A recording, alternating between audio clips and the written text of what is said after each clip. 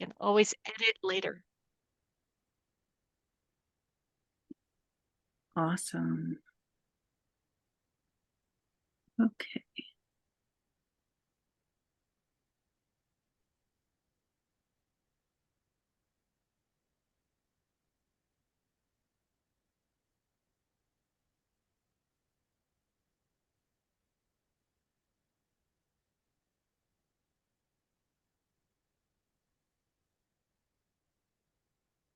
Okay.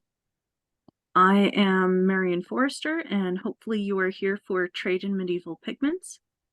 Um, all of my stuff is also on my website, which is at dragonflyscribeblog.wordpress.com. So, and I'm always very happy to talk to anybody about pigments or if you have any questions or anything. Also, if you're interested in pigments, please consider joining the Facebook group Period Pigment Palette. I'm a moderator there, and we're always glad to have you. So pretty much what I'm going to be talking about is pigments that are coming into Europe during the medieval and Renaissance periods. I'm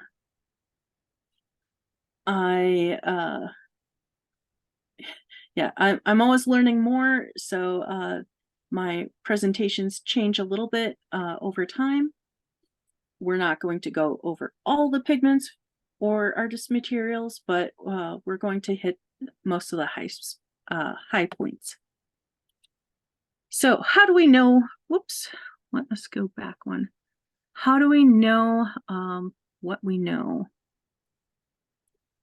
And some of it is through pigment names, like Verona Green Earth or Sienna. Some are through trade documents like ship manifests or pigment price lists from different fairs, toll books or account books. Also, other written correspondence where they may be ordering things or transporting them. Wills and inventories. We're going to talk about lead white, where there was a really nice inventory of a deceased person's lead white shop, and also archaeological evidence such as the Nollik shipwreck. And that was just showing some of the trade routes. Oh my goodness. Okay. Where are we? What are we doing here? Give me 1 second here. Let's get this figured out. Here we go.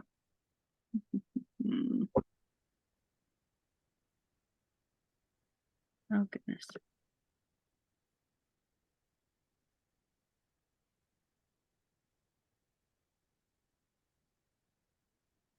Here we go.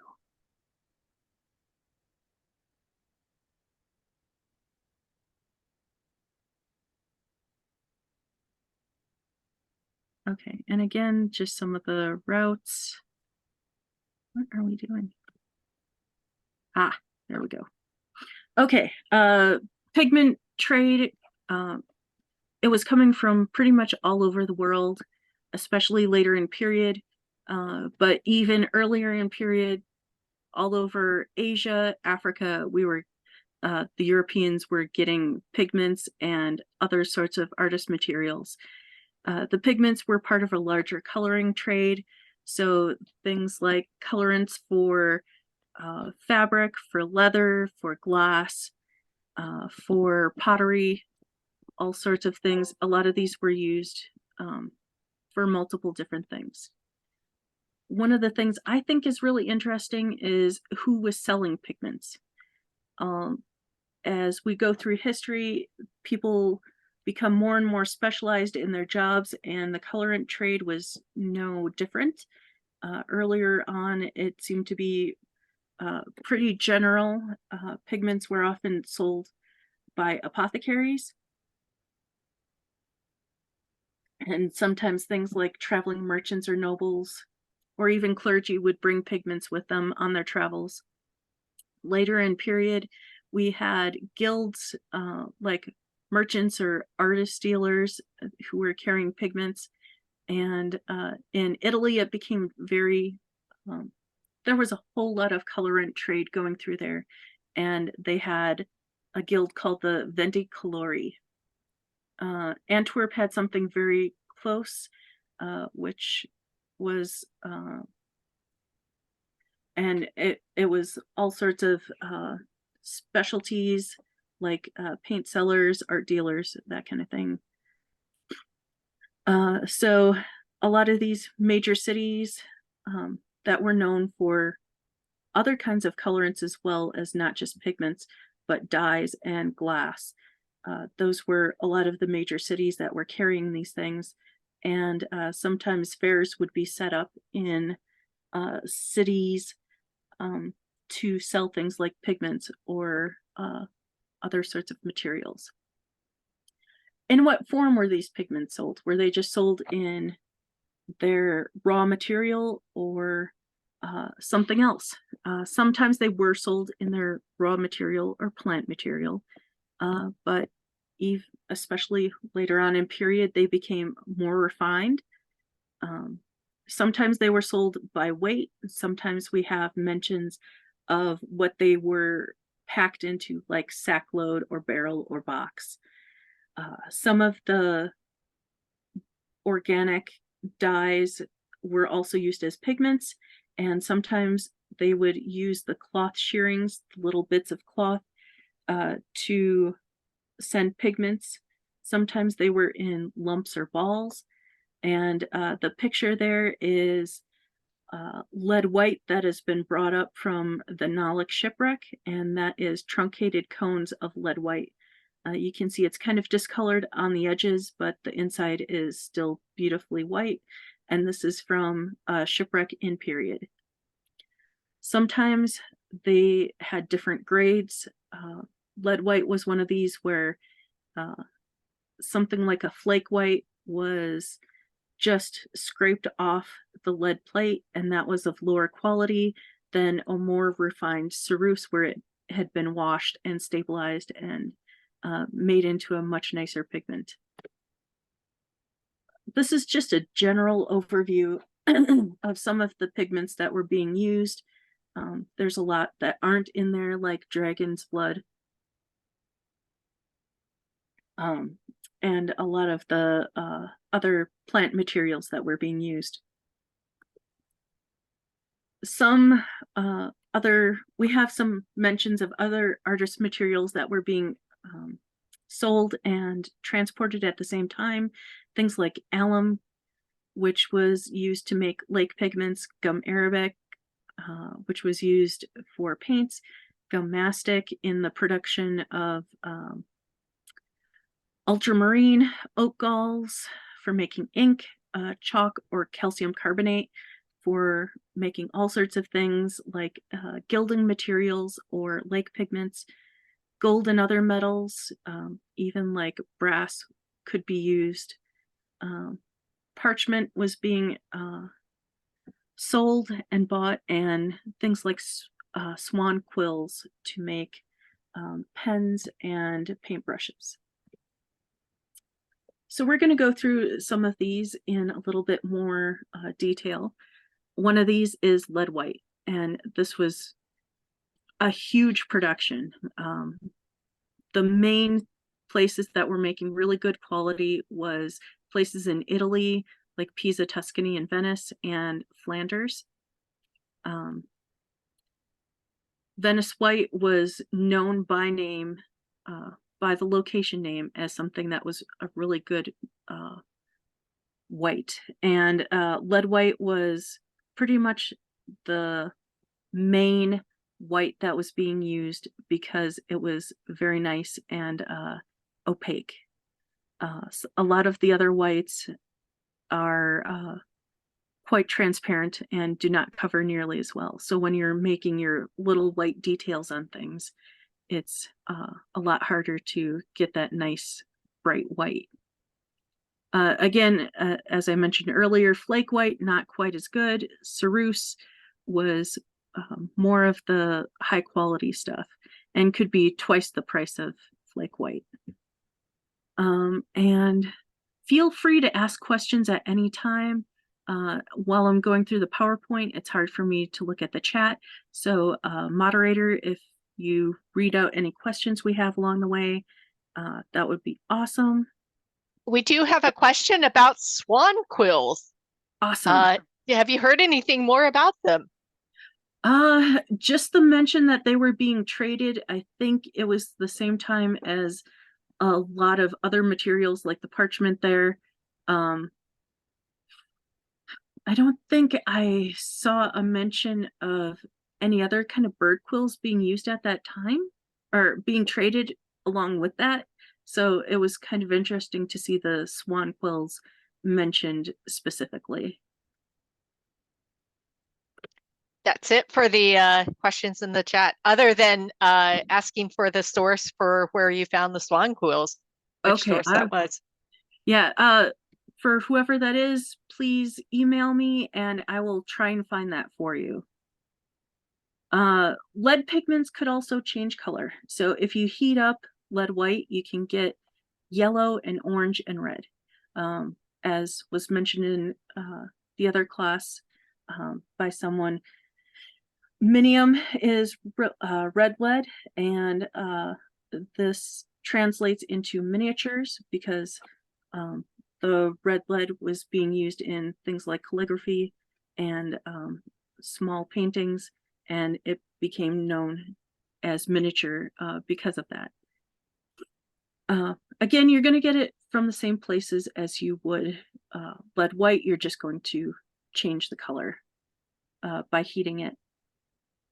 And lead yellow is specifically mentioned coming from England and as well as northern Germany. Lead tin yellow, this is a really pretty kind of lemon yellow, also known as Macot. I believe that's the Italian name. The first mention that we have of it is in the 14th century. It was also used as a glass coloring agent, so it shouldn't be surprising that someplace like Venice, which is known for its glass, would also be using this as a painting material. Yeah, and again, this was known from where the merchant was coming from, not from where it may have actually been made, like from Murano, from Venice. Sometimes it was being manufactured other places and coming through Venice. Orpiment, you're going to see a lot of mineral pigments coming from Germany, Austria, that kind of area. A lot of mining going on in that part of the world at that time. So it's not surprising that we're going to find a mineral pigment like orpiment, which is also toxic with arsenic. So if you are using this, please be careful. And it was also being imported from Asia at the same point to meet demand. Earth pigments, you can get these in all colors of the rainbow, but some areas have special colors. So things like Verona green earth was coming from certain places in Italy, Siena as well in Italy. Some reds like Pizzoli green or Pizzoli earth is a beautiful red. Again, that's an Italian one. If you heat a lot of these up, they will turn from more of a brown to more of a red when you form an iron oxide out of them. One of these is Armenian Bowl. It's a beautiful deep red, and this was also used in gilding to give the gilding material a little bit of color so that you could see it on the page. So it's more of a pink or salmon color instead of just white on your white parchment. And green earth mainly coming from Tuscany and the Veneto in Italy. Cinnabar and vermilion. Cinnabar is the mineral. Vermilion is the same chemical, just manufactured by people. And both of these were pretty much coming from Spain. It's mentioned all the way back in Pliny the Elder, and he mentions that they did know that this was toxic. It has mercury in it, and people would be wearing masks in the mines, and but they would still be getting sick. Not surprising if it's being made in Spain, that it's being traded by the Crown of Aragon and Castile. Of course, you can make some of these things anywhere as long as you have the materials. But since a lot of the materials were coming from Spain, that was a big producer. However, Antwerp was known for the quality of the vermilion that they were producing. Okay, and now we have smalt. And this one is a vitreous or glass kind of thing. Also from cobalt ore. It's a beautiful blue, but it is a little bit more transparent and does not do fantastic in oil. It may darken over time. Not surprising, since it is a glass type substance that you're going to get it from Murano and Venice, which are known for their glass producing, even back in period. And some of these things were, because of the cobalt ore, were coming from Germany and being distributed by Flanders merchants. Ultramarine, even now, most of the ultramarine that we have comes from Afghanistan, and it was the same back then. So routes could be unsure depending on who was in charge at that point. So it could be shipped by Constantinople, later on Persia, kind of went back and forth quite a bit. And then it started going through Venice when the trade routes were a little bit more secure. Azurite and malachite are pretty much the same chemical. They are very close, just a few atoms out of place, which determines whether it's blue or green. And a lot of times they're going to be in the same rock. Sometimes it's hard to determine whether they're using ultramarine or whether they're talking about azurite, because they refer to both of them as azure. But if you see something like mountain or something like that, it's probably azurite.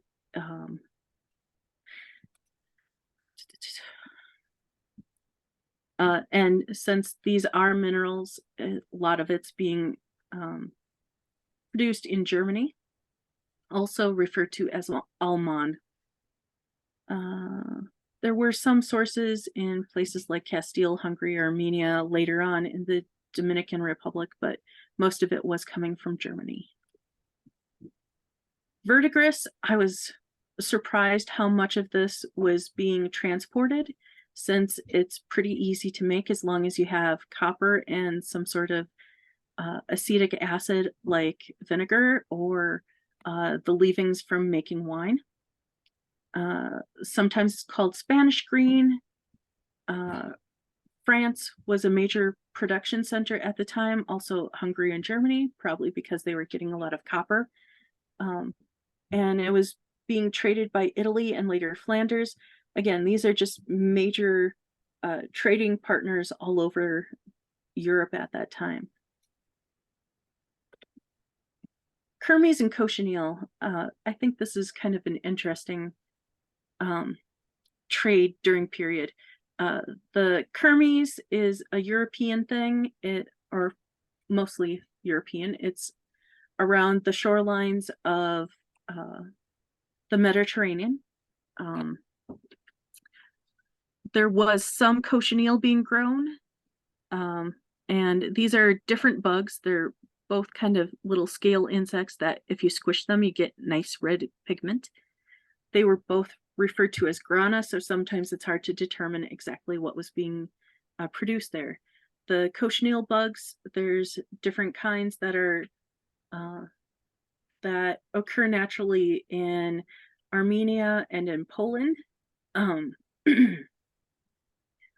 but the big thing between kermes and cochineal is how much dye you can get out of them. Kermes, you can get a lot less. I think it's something like 8 times more pigment you can get out of cochineal than from kermes. So once Europeans went to places like Mexico, they would bring back cochineal and make pigment out of it. The Aztecs were very known for making the cochineal. Cochineal seems to have originated in Peru, and they were using the cochineal there as a beautiful red dye for a very, very long time before it spread to places like Mexico. One of the things we can tell about this is it was being shipped to Spain in big leather bags, approximately 125 pounds per bag. And hundreds of these bags were coming over at a time.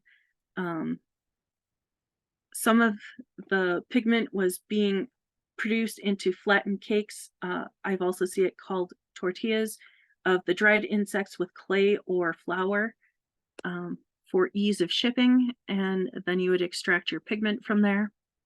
And we have a very detailed account of how these things were grown and produced into pigment in 1599. Later on in period, the pigment was being sold not as the bugs or the cakes, but in fabric clippings, not lake balls, like some of the other lake pigments. You can take a lake pigment is an organic dye that is bound to calcium carbonate. And sometimes these were made into balls, and later on they were not. Okay, and so here are some of the routes that the cochineal was coming through, and this is in the 1500s and 1600s. It would come over from Oaxaca, Mexico to Seville, Spain, and then on to other distribution centers like Antwerp, Rouen, that kind of thing. Madder root was something that was being grown all over Europe, but especially in Flanders and Romania. This is something that was being grown for a very long time, all the way back to Pliny the Elder and Charlemagne, who is encouraging everybody to grow this as a dye, both for cloth and for leather. Yeah, but we do have some trade in it, even though it was being grown all over. Brazil wood started out coming from Southeast Asia, and then when the Europeans went to South America, they found a tree that did very much the same thing, produced about the same pigment, and they called that place after the wood, and that's how we have the country of Brazil. There are, of course, different species that produce this. And all of these are producing the same color, Brazilian, the same chemical from the heartwood. And the picture there is all the different colors that you can get from the Brazil wood. There's actually a list of 4 different colors that you can get from Brazil wood. The orange there is just Brazil wood with water. The yellow is with tartar. And the reds are alum and something else. Lac is an insect resin.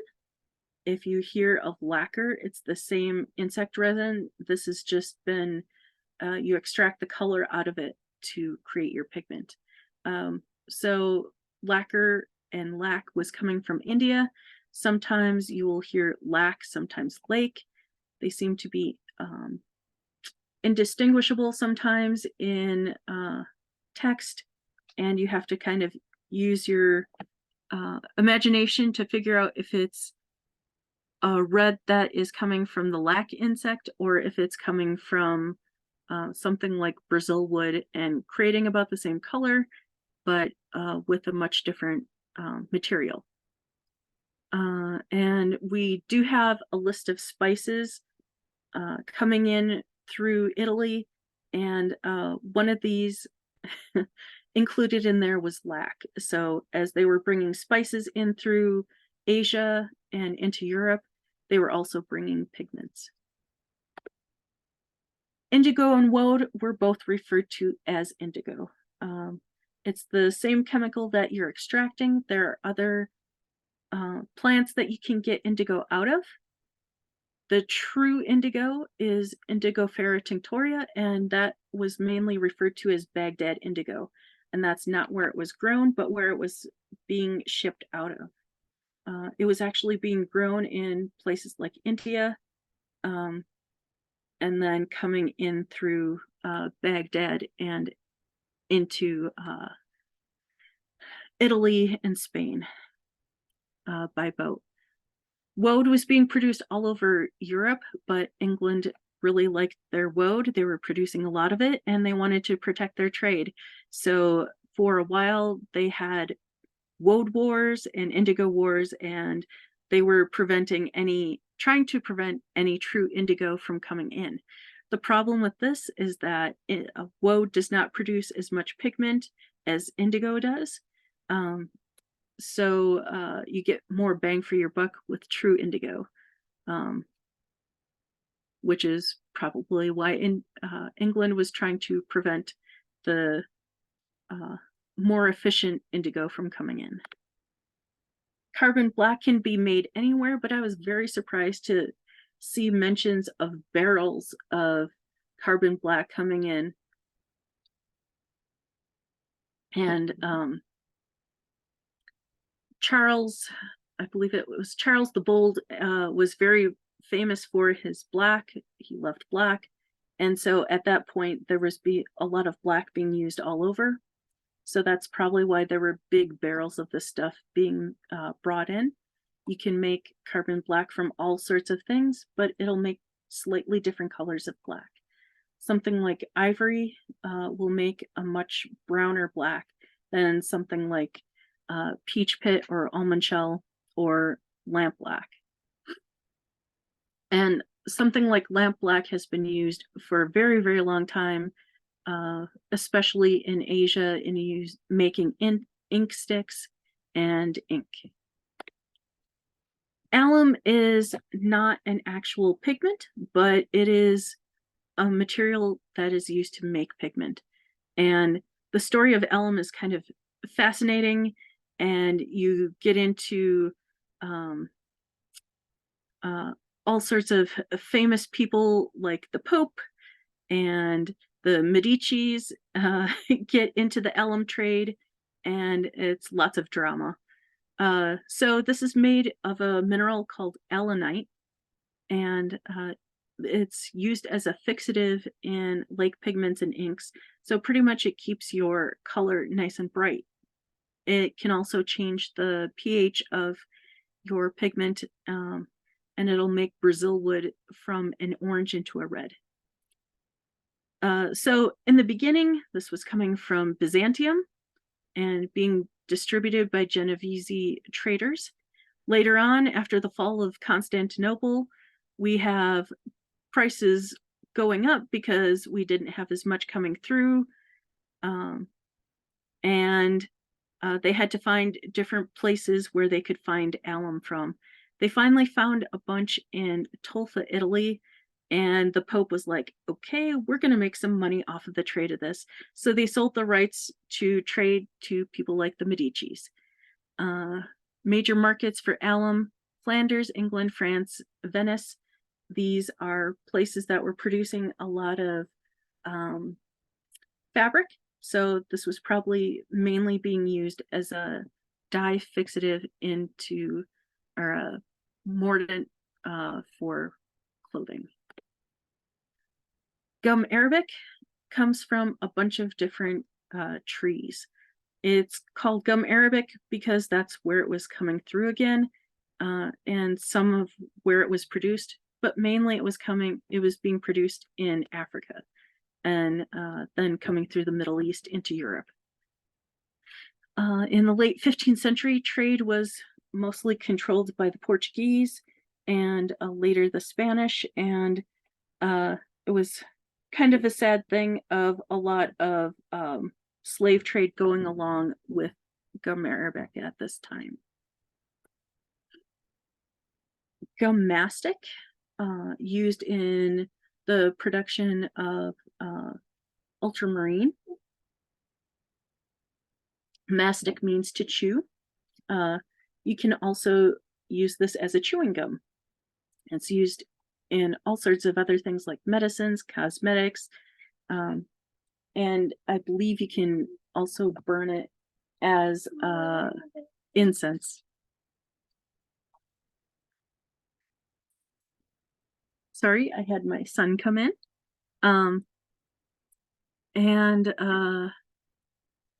Yeah, this is a resin from a plant. Oof. And it was sold in wooden boxes called kafini, and most of this is coming from just one island in Greece called Chios. The pretty white mastic there is what you would be using for things like making ultramarine. Black mastic from Egypt was not quite as nice, so most of this was coming from Chios. And again, the trade of this was so important that there was a lot of wars being fought over who controlled this tiny little island. The gum mastic is also called Tears of Chios because of the island. A lot of the stuff coming into Asia was being used for culinary and medicine use, and coming into Europe for production of ultramarine. Ultramarine is kind of interesting too, because we have another connection to the Medicis, in that there was a monk who was very famous for making very high quality ultramarine, and that was somebody who was working with the Medicis to distribute his pigment. Okay, and so this tiny little island goes back and forth, from Byzantium to different companies to the Ottoman Empire. All sorts of different people were controlling the island and controlling the trade out of the island. And it's kind of out there in the middle of nowhere, so again, it's kind of up for grabs on whoever's going through there. That is my presentation. I went a little bit quick today, but these are a whole bunch of sources, and I put the presentation into the chat. I can do that again so that you can have all of those sources. And any questions, I'm very happy to answer. I also have my email there, so if you don't feel comfortable asking questions now, you're welcome to later. I believe I also have my presentation on my website there at dragonflyscribeblog.wordpress.com. So I am open for any questions you have. Yeah, we just got another request to repost the PDF. Awesome.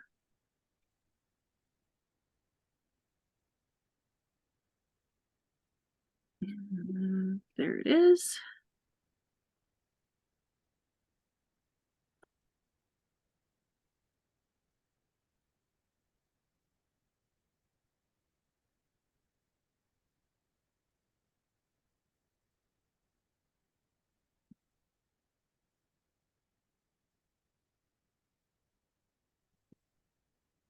But the big thing was I was struck by how much they were trading all over the world.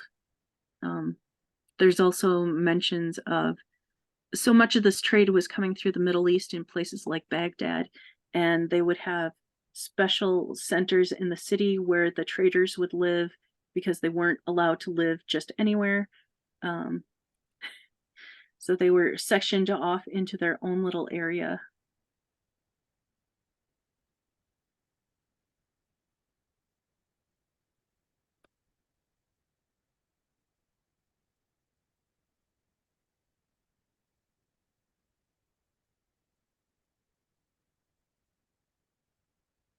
So does anyone else have any more questions? If not, we can probably wrap up. Yeah, we can stop the recording. Okay, I will go ahead and do that right now.